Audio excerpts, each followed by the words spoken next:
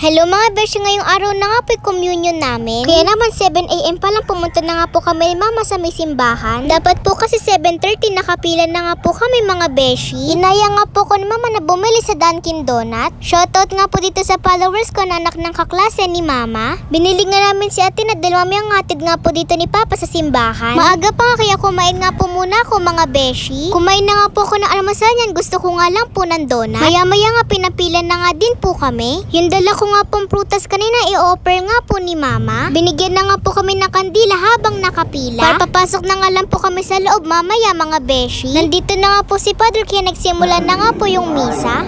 Okay, ngayon sa atin naman,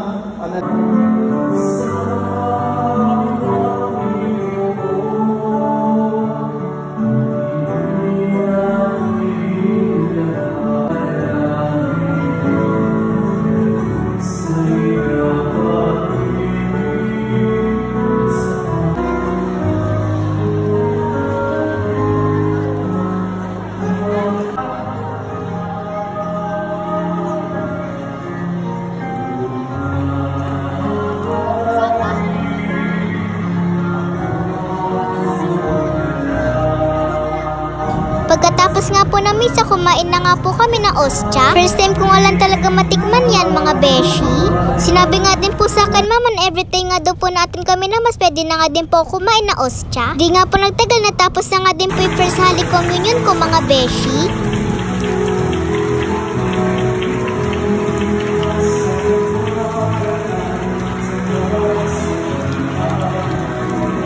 After nga po nito, nagpicture na nga po kami mga beshi kasama si Father. Nakauwi na nga po kami sabay, tinawagan nga po kami ng kamami ni mama. Pinasunod nga po kami dito sa Milk Tea Network dahil magmimerienda nga daw po kami mga beshi. Salamat po sa nang libre na kamami ni mama. Ang sarap talaga kapag libre mga beshi. Sa susunod po ulit, charot!